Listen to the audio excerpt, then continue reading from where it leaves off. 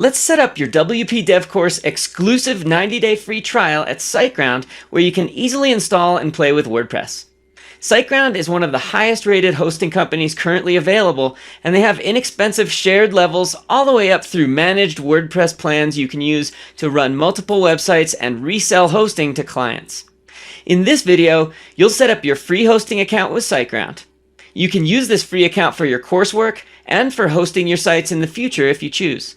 By the end of this video, you'll have your first live internet hosting account and a place you can use to experiment with sites you build in this course. Start by visiting the students site at students.wpdevcourse.com and scroll down till you see the student resource page.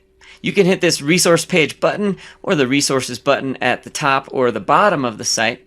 And on this resources page, you'll see that there's a long list of resources and links that lead you to different places that we will use in this course. If you scroll down near the top, click the Siteground link, and it'll open up a new tab where there's a 3 months free hosting sign up page, and you can just click sign up right there. Fill out the small amount of details on the form, and what you're getting here is a startup hosting plan at Siteground for 3 months for free. Over at Siteground, they offer a discount for any period of time you sign up for at once, but they don't offer free trials at Siteground. So this is a special exclusive offer for students of the course. And just go down, and the last choice is please enter your domain. If you do own a domain name that you'd like to use with this hosting account during the course, you can activate it with an existing domain.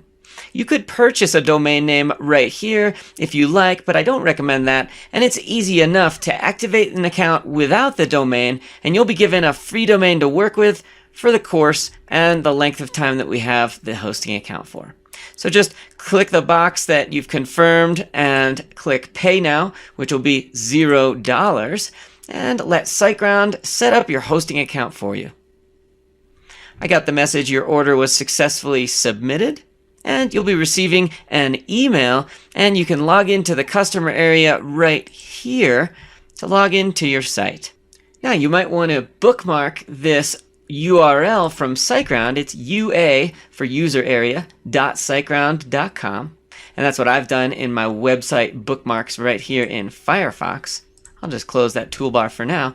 And over in my email, you can see that I've received an email from Siteground. Congrats, you are now a Siteground client, and they've assigned me a username, and the password is the one that I chose during the sign up process. So make sure you remember that password that you used and use your username that they've assigned you.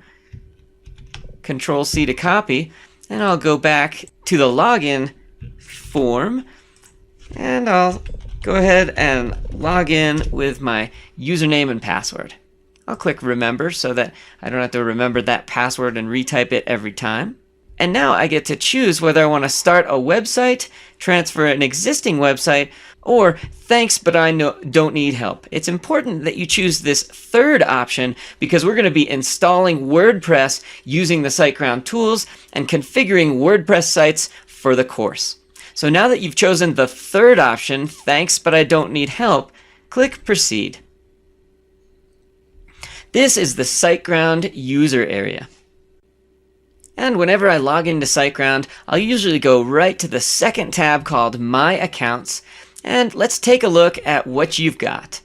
I have a primary domain here, which is gregd1.sgedu.site, and we can use this domain throughout the course to build websites and do all of our coursework.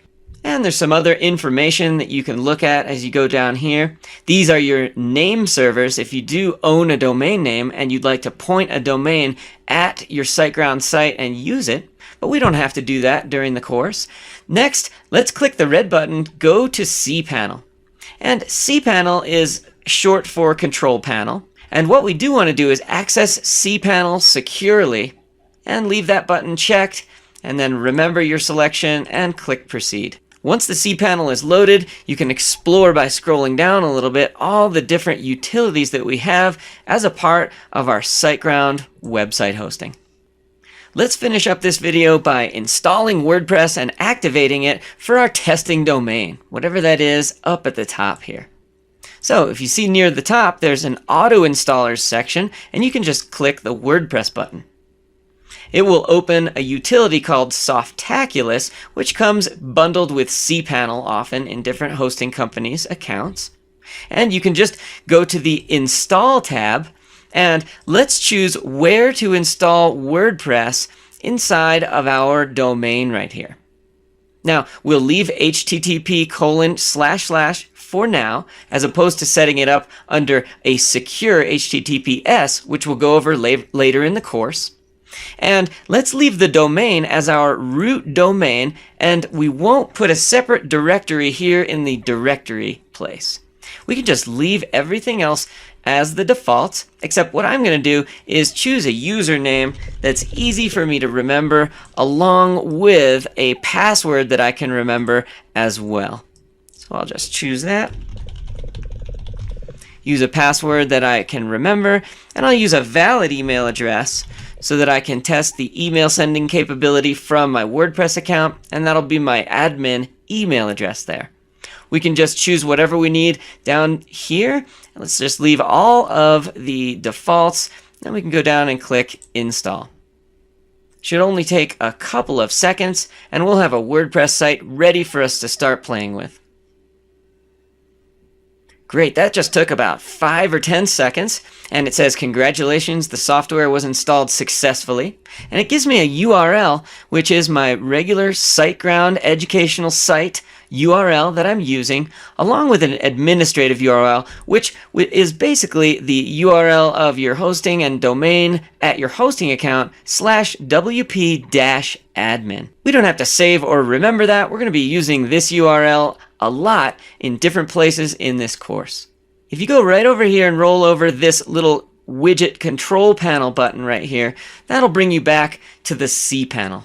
We don't really need to go back there again because we're going to be managing WordPress through its admin URL. But let's go ahead and open up a new tab in your browser. And let's go to the URL where your WordPress site is set up. If you're in the cPanel, that's at the very top here. And I'm just going to hit Control-C. And it's also down here under Main Domain. And I'm going to open up my new tab and just paste that URL right into the address bar. And I've got a new WordPress site set up. This is a default page that Siteground creates for you with a little bit of links to some resources. And if we want to get to the admin page, we can go to this login button right here in the sidebar, and I'm going to right click that and click Open Link in New Tab. That way I'll have the login and admin area open at the same time as I have the actual site open in two different tabs. Remember, I used a certain username right there, and I'll type my password that I made sure and remembered, and I'll click Login. And I can ask Firefox to remember that password for me, so it's easy for me to log in next time. Here's my WordPress dashboard. And boy, doesn't that feel great? There's nothing like getting a nice, fresh WordPress installation installed and ready to go on your new server. Remember, it's my URL here that I'm using with my Siteground free account. Mine is gregd1.sg for sitegroundedu.site/wp-admin. And that URL without the WP admin is where my website lives. We can use this Siteground account to create multiple WordPress environments for all of our coursework here at WP Dev Course. Lastly, let's configure the WordPress dashboard and our WordPress installation just a little bit from the default installation that Siteground gives us. First off, there is a Welcome to WordPress area right here that you can dismiss up here on the right-hand side if you like. And we've got a default plugin from Automatic, the company behind WordPress, called Jetpack. For now, I'm just going to go into Plugins, Installed Plugins, and take a look at our plugins list that come with this Siteground installation. I'm just going to deactivate Jetpack for now, and we'll leave the other two default WordPress plugins deactivated as well. The other thing I'll do is go into Settings, and under General, I can now rename my site title, my tagline, and I'm also going to choose my own time zone, as well as what I want the week to start on, and my default language. So go ahead and do that, and I'll pause the video and be right back.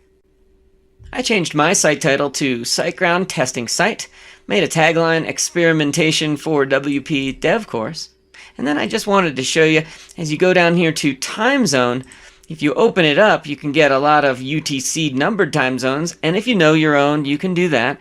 But there's also a number of different cities here. But if you just start typing a letter, you can go to a city that's near you. It's easier to find them that way. And then I'll click Save Changes. Usually get a green line when your settings are saved. You can close those notifications by going to the right-hand side like I just did. And then the second and third thing I always do is I'll go down to the media settings, and I like to uncheck the organize my uploads into month and year based folders, just so I keep all of my images and files that I upload into the media library into one folder I can access in one place if I want to. So I'll save those changes. And then finally, I always go into permalinks, and I'll choose post name, the best permalink structure for SEO, for the search engine optimization, and it's the simplest. Gives you a slash and then the name of the page or post that you're creating.